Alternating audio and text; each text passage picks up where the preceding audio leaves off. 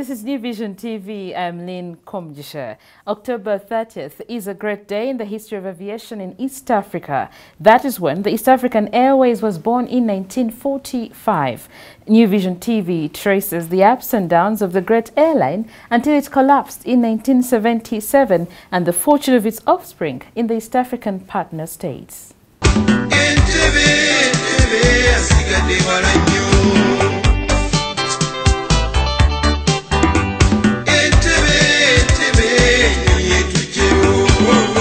It is 72 years since the East African Airways was founded on October 30th, 1945 by the four territories of Kenya, Tanzania, Uganda and Zanzibar, with an initial capital of £50,000, which was quite a hefty sum those days. The visionary colonial governors of the day knew that although the airline wouldn't immediately become a commercial success, it was nevertheless a strategic necessity, and it kicked off with a few light aircrafts. 7 years later, the regional carrier flew its symbolically most important passenger, Queen Elizabeth II.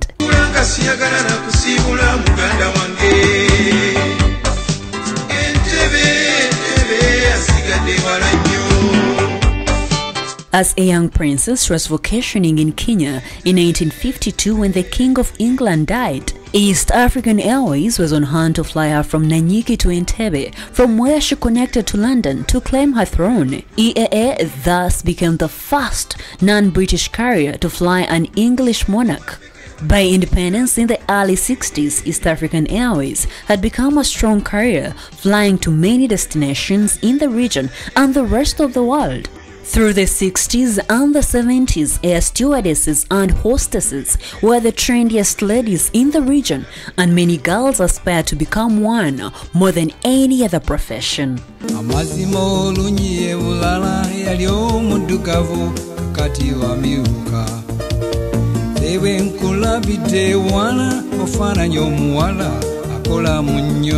Still making symbolic history, on July 20th, 1969, East African Airways became the first airline to fly the Holy Father to Africa on the first pontifical trip to the continent. Popo flew from Rome on a brand new Super VC-10, and on entering Uganda airspace was received by 4 Uganda Air Force fighter jets that escorted the plane, now flying as Shepherd 1, until it landed at Entebbe.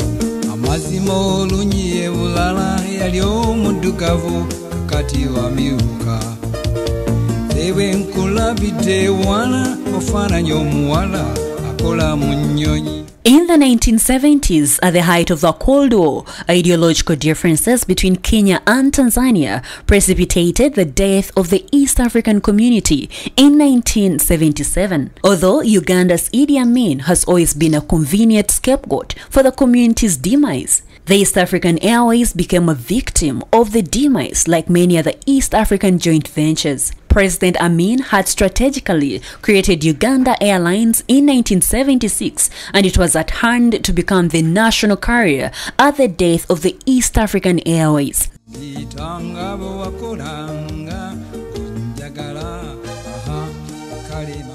The flying crane was thus born, and its call signal was QU. In the 2 years 1977 and 1978, Uganda Airlines was quite busy.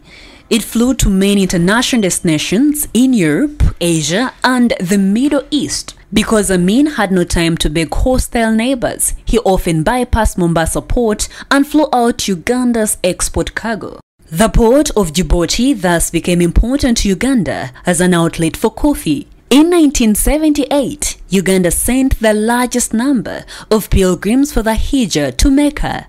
Uganda Airlines was making 2 flights to Saudi per day for a fortnight. After the fall of Amin in 1979, the aviation sector started sliding downwards as decision became politicized, and Entebbe Airport was renamed Milton Obote Airport. Vice President Paulo Mwanga took over catering services at the airport.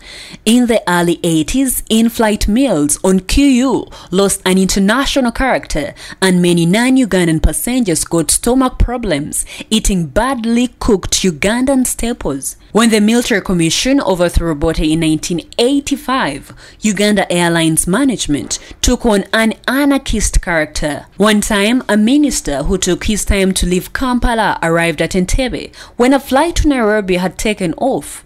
He directed the plane to be recalled, and it was. After the NRM took power in 1986, many things improved, but not the Uganda Airlines. Its fleet dwindled, and strict international standards disqualified its few remaining planes due to their excess noise. Government spent huge sums to hush-kit the planes. In 1989, of its 2 Boeings that could fly intercontinental trips crashed at Rome's Fiumicino Airport, killing many people. The Italian investigators produced a report which took too long to reach Uganda's parliament. Transport Minister Ruhakana Rugunda was being pestered by MPs for the report, and he said it is too fat and the government was still studying it. Eventually, Rugunda tabled the report. 2 main causes of the crash were the condition of the aircraft, whose altimeter malfunctioned and it hit the ground when the pilot believed it was still in the air. Secondly, pilot error was blamed as the pilots insisted on landing at Fiumicino Airport, yet air traffic control told them the Misty was too much and they should land at Leonardo da Vinci, Rome's second airport. The report concluded that the pilots must have had other commercial and non-technical reasons for landing at an airport that was unsafe due to mist, because the malfunctioning of the altimeter would have been mitigated by using their eyes if visibly had been okay. So they crashed blindly. As if the Rome crash was not bad enough, Uganda Airlines' remaining large aircraft was to be captured a year later in the Yugoslavian war zone, where it was smuggling weapons. The dubious weapon smuggling racket has never been fully explained, and it is not known for how long the smuggling of weapons from Southern Africa to Eastern Europe had been going on. While Uganda's patriotic NRM was busy helping train ANC soldiers at Kaweweta, some anti-Pan-African elements were busy helping the apartheid regime make profit selling weapons to Eastern Europe. The Ugandan civilian crew were held a long period as prisoners of war. Again, poor Rugunda was expected to explain the mischief in Uganda Airlines. At a press conference, journalists who turned up were disappointed as to all their questions. Ndugu Rugunda just answered, "Government operated in mysterious ways." In the mid-90s, at the height of privatization, Uganda Airlines was also due to privatization. By then, with virtually no aircraft left, its main asset was the ground handling business at Entebbe and its routes. But the ground handling bit was chopped off and it became Entebbe Handling Services, or HENES. Some lucrative routes were assigned to foreign buyers. There was nothing worthy left to privatize. British Airways, Swiss Air, South African Airways, and even Kenya Airways lost interest. There was no interested buyer. The flying crane was thus grounded. With the cabinet's recent decision to revive Uganda Airlines, Ugandans can only hope that the dubious deals that helped kill the airline will not return to stop the crane from flying again. In sports news, after successfully spearheading to the second Busoga Masaza Cup football finals expected for November 18th between Butembe and Buna, Busoga Kingdom Sports Department has come up with another initiative. This time round, a total of over 282 have so far registered to take part in next weekend's Chabazinga birthday half marathon that will be flagged off at the source of the Nile in Jinja Town. According to Busoga Kingdom Sports Minister Amin Bossa, the one-day half marathon is expected to draw runners in 5 kilometers, 10 kilometers and 21 kilometers categories, with the main aim of soliciting funds to buy beddings for health centers in Busoga region. Registration for the marathon is at Tango Sport and Juma Safari at the main street in Jinja Town, Busoga Kingdom offices and Bugembe. Individuals pay 10,000 shillings while corporate companies pay 500,000 shillings. You're still watching New Vision TV, and now for Pearl of Africa series, we take a look at Uganda's oldest chimpanzee. Wildlife conservationists on Friday morning gathered at Uganda Wildlife Education Center in Entebbe, Wakiso to join Zakayo, Uganda's oldest chimpanzee, in celebrating his 54th birthday. To commemorate the day, Uganda Wildlife Education Center organized several events which began with a procession through the town and tree planting. According to Uganda Wildlife Education Center Executive Director James Musinguzi, the celebrations included over 1,000 school children who signed a conservation pledge, also talks on chimpanzees, art exhibition, music, dance and drama from different schools, and the day climaxed with Zakayo and his family cutting cake. Zakayo was rescued from Bundibujo on June 10, 1964 by a white man who surrendered it to Entebbe Zoo in 1976.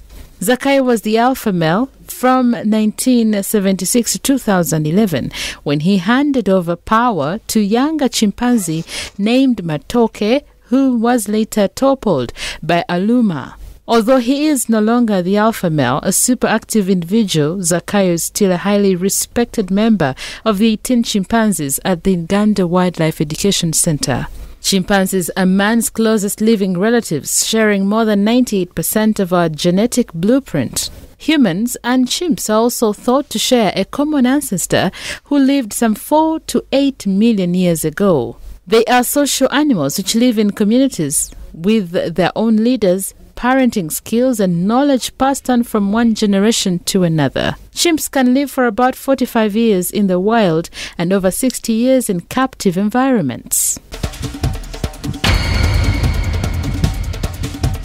And that's all we had for you. Thank you for watching. Be sure to catch more of your updates on your mobile, on your desktop, on your tablet, anywhere on the go by visiting www.newvision.co.ug. I'm Lynn Komjisha.